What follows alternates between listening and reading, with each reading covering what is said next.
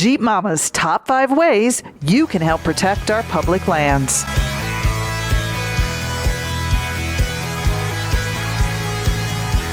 Public lands are a privilege. They should be cherished. I used to live east of the Mississippi where public lands for my Jeep were rare. Now living west of the Mississippi, I experience the abundance of public lands. I don't take them for granted. It's a privilege to use these public lands, and with this privilege comes a responsibility. They are public lands.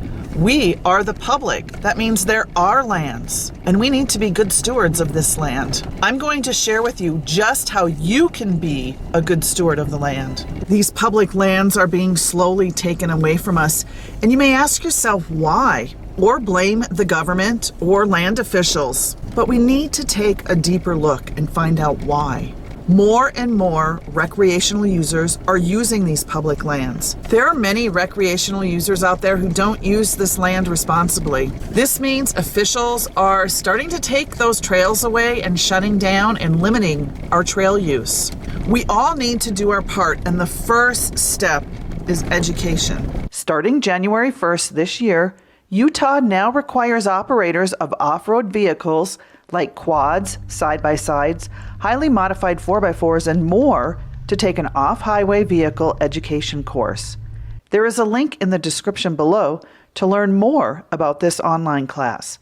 It's free, and it only takes 30 minutes. I took the class and now have my permit. The videos in this online class are filled with a lot of great information that is very important to help keep our trails from being destroyed. When the trails get destroyed, they eventually will close them down. We have very unique biological soil crust, and any impact that we have on that creates these really long-term damages. And being very careful to let people pass in a way where you're not creating resource damage beyond the road is critical in an area like this.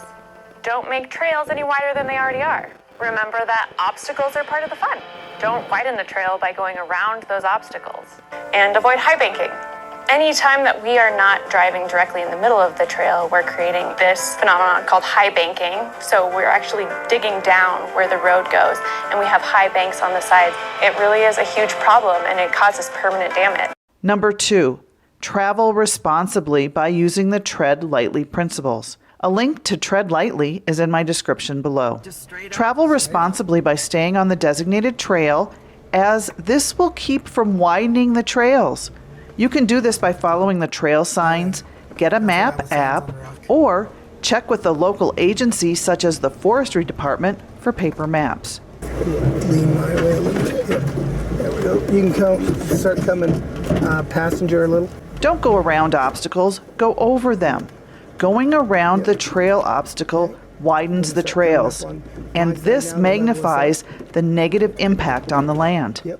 Some of the places we wheel have very sensitive ecosystems. Number 3, you hear this all the time. Pack it in and pack it out. Don't leave your trash on the trail. Take it back out with you and dispose of it properly. Clean up after yourself and others. When I'm on the trail and I see trash, I pick it up and take it out with me. Number 4, this goes along with education, but research ahead of time the area you are going to wheel so you can avoid those sensitive areas. Even when it comes to your footsteps, up on the mountains above the tree lines, even your footstep can destroy the land for decades.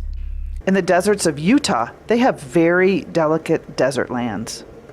Number 5, when you show videos and pictures on social media, only show the ones of responsible behavior on the trails. Showing reckless behavior only promotes it. If we all just do our part, we can keep our trails open for future generations to enjoy.